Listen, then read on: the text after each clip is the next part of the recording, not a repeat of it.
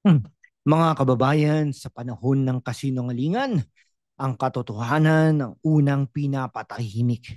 Sa pagsali sa aking YouTube membership, tinutulungan ninyo akong manatiling malaya, walang takot, walang pinapanigan, at handang lumaban para sa bayan. Salamat po. Sali na po sa hashtag WalkWithLan YouTube channel membership. At hey, our goal is to reach 100,000 subscribers. Kung nasa Quezon City, Metro Manila o sa Riyadh, Saudi Arabia o Toronto, Canada, subscribe na at tulungan nating maabot yan. I-like, i-comment, i-share at mag-send ng super thanks para sa mas maraming content like this. Ngayon, diretso na tayo sa punto. Ang extradition ni Apollo Kibuloy na tinuturing na pastor dito sa Pilipinas, dyan sa US. Diversion lang ba ito ng issue ng flood control? Imagine this, mga kababayan, hindi lumulunod ang Metro Manila sa baha tuwing umuulan. At ang mga pamilya sa Quezon City o Caloocan ay naghihirap sa leptospirosis. Biglang lumabas ang balita tungkol sa US extradition request para kay Kibuloy. Coincidence ba ito? Or a classic political sleight of hand? Ako si hashtag WalkWithLan at sa susunod na ilang mga minutong we will dissect this issue with facts, satire, and some hard-hitting truths. No flap, just straight talk. Mostly in Tagalog with a dash of English for OFWs in Dubai, UAE, or Sydney, Australia. Una, let's hook you with a witty anecdote. Alam nyo ba, sa Pilipinas, kapag may baha, ang gobyerno ay parang magician. Abracadabra, nawala ang bilyong-bilyong pondo sa flood control. Pero kapag may kontrobersiya, biglang lumalabas ang rabbit. Si Pastor Apollo Kibuloy from the hat, ha? But seriously, as of August 2025, kinumpirma ng Philippine Ambassador to the US na si Jose Manuel Romualdez na nagpadala na ang US ng extradition request para kay Kibuloy noong June pa, no? Charges, sex trafficking, fraud, at human smuggling. Grave accusations na nag-o-originate sa US federal indictment. Pero ang DOJ, sabi nila, wala pang formal receipt. At ang camp ni Kibuloy, they are saying, let Philippine courts decide first. Under the extradition treaty, may discretion ang Pilipinas to postpone or allow temporary surrender. On one side, justice must be served. On the other, sovereignty issues. Bakit isuko agad kung may local cases pa siya sa child abuse at qualified human trafficking, no? Transitioning smoothly mga kababayan, no, sa Davao City o Cebu City where Kibuloy has strong roots. Let's dive deeper. Kibuloy, no? The self-proclaimed appointed son of God, founder ng Kingdom of Jesus Christ, may millions of followers, including some politicians, no? Parang siya ang son of God. Pero sa US, he's the son of indictment. Witty, di ba? Noong 2021, inindict siya sa US for allegedly forcing young women into sex, using them as pastorals, no? Sa Pilipinas, arrested siya last year, now detained.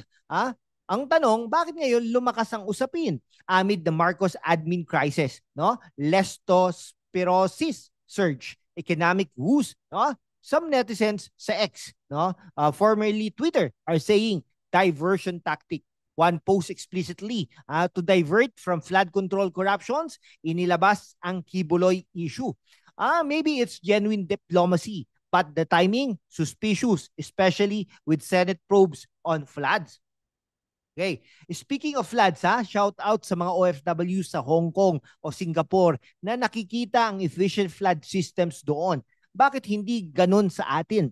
Let's break down the flood control fiasco. Noong July 2025, during Typhoon Karina, lumunod ang buong Luzon, no? Result, over 100 deaths, billions in damage, at surge ng leptospirosis, hospitals overflowing, gyms turned into wards. President Marcos fumed na, nagalit siya. Sabi niya, hindi ako disappointed, nagagalit ako. No, sabi niya, mahiya naman kayo, sabi niya, no? 350 billion pesos in flood projects like lack details, ghost projects, substandard dikes collapsing. Senate Blue Ribbon Committee led by Senator Rodante Marcoleta exposed it. Rampant corruption, favoritism to select contractors. Senator Ping Lacson detailed up to 60% of costs lost to kickbacks. No? COA ordered fraud audits in Bulacan, failed river protections, unbuilt structures. Parang ang flood control projects ay flood of corruption. Ang tubig lumalabas, pero ang pera nawawala sa bulsa ng mga buhaya. Okay, Imagine niyo ang isang contractor. Sir, ito ang dike, pero ghost lang, kasi nawala sa multo ng korupsyon. But seriously, for our youth in Antipolo or Pasig, this is policy breakdown. DPWH budgets balloon to trillions, but execution fail. Sa Japan o Germany, mga kaibigan, flood systems are engineering marvels. No corruption. Sa atin, political patronage. Pro-diversion side naman tayo. Timing ng Kibuloy News overlaps with Marcos crackdowns on floods, distracting from admin failures.